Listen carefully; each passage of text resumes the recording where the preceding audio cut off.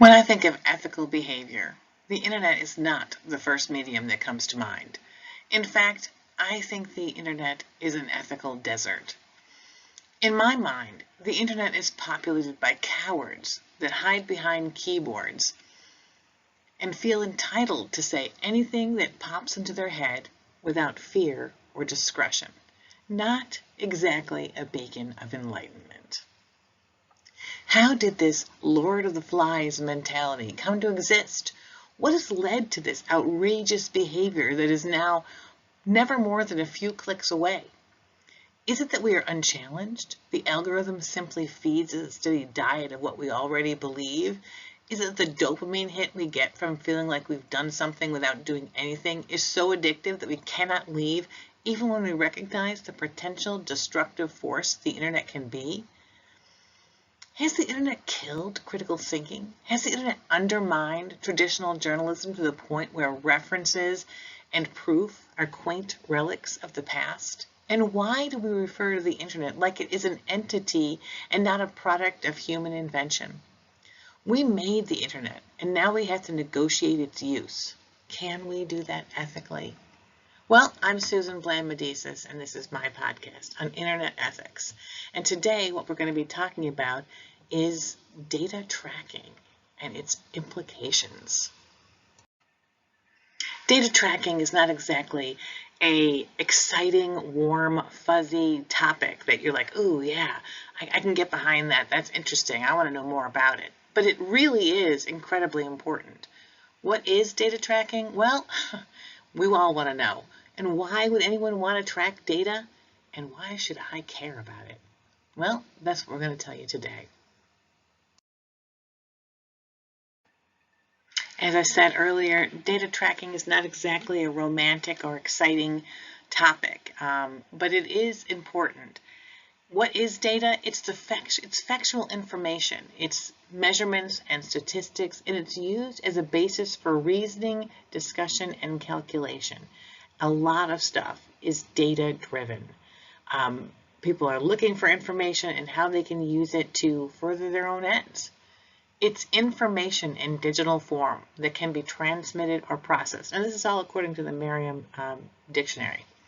It's information output by sensing device or organ that includes both useful and irrelevant and redundant information and must be processed to be meaningful. So as you sit in your chair and you feel the fabric of the chair beneath you and you sense the temperature of the room and you see how light or dark it is in the room, that's data that you're collecting. You are the sensing organism that is collecting data.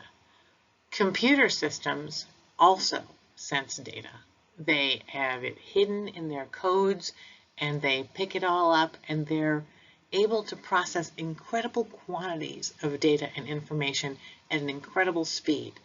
And short of human beings, computers are probably the best at analyzing data and making it useful to them. I don't know, maybe some animals are better at it, but I digress. So why are people so obsessed with data and tracking that information?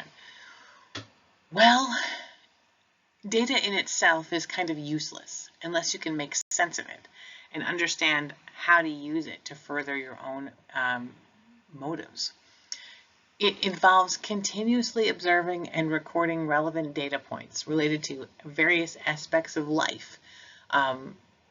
It tells us about operational metrics, market trends, what kind of person's doing what kind of thing, where they're doing it, and when they're doing it.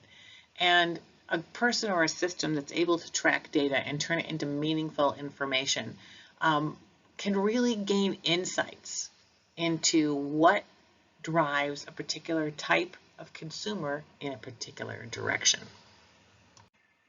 So who cares? It's so much information. It's huge. You're lost in the sauce. Why is all this data collection anything to be concerned about? Well, essentially you are all the sums of your data. Everything you click on, everything you purchase, all of your online information, your banking, your Fitbit, your health metrics, how long you spend where, what stores you like, where you check in, how old you are, who's you're connected to. All of that is data. Sometimes even your geographical location. Think Snapchat or the GPS systems on your, Fitbit Track My Runs. If somebody wants to appeal to you, to reach out to you and get you to be influenced either in your political thought or in your purchasing power or in where you spend your time, the more information they know about you and the more they're able to analyze you and people like you and to kind of group and class you as a type of an individual, they can tailor their message to you. And it is you're looking at huge conglomerates with an incredible access to information who are then able to tweak their message to appeal just to you. And that's why you should care. It's a lot of information. It's incredibly personal. And I personally think about the algorithm from Facebook. If I talk to my husband about the fact that I think going to the Adirondacks this summer might be great, and suddenly I start seeing advertisements for Old Forge and hotels there, I know that my data has been picked up and has been manipulated and sent back to me to appeal just to me, to get me to spend my money in their location. And I am a little concerned about that. I'm concerned about how much the internet knows about me personally. Now, I know that sounds a little paranoid. It can be a little weird, and you're thinking, oh, come on, there's so much data. It's all lost in the sauce. How could it ever affect you personally? Well, right now there's a case going on where a California judge has allowed claims to be filed against Google.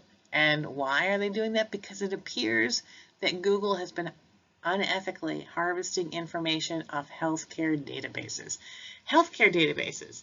I mean, if you'd like your banking to be safe and secure, if you'd like your, internet browsing history to be safe and secure, how much more would you like your health information to be secure? And they said something like, out of 5,000 health databases, something like 91% of them had harvesting going on in the data. It's unbelievable. It's a huge scope. Data collection is widespread across healthcare provider websites. That's concerning. The court says it was a breach of contract, and some of the claims were dismissed because they had to get very specific. Google is claiming that it was a complete accident that this harvesting was occurring, and it was done before they changed their processes and policies. But we're going to have to see. That's in the court systems right now. Data tracking is happening. It's a powerful thing, and it can be used to do all sorts of things. Imagine if data tracking was used to decide how much it cost for you to pay for your health insurance.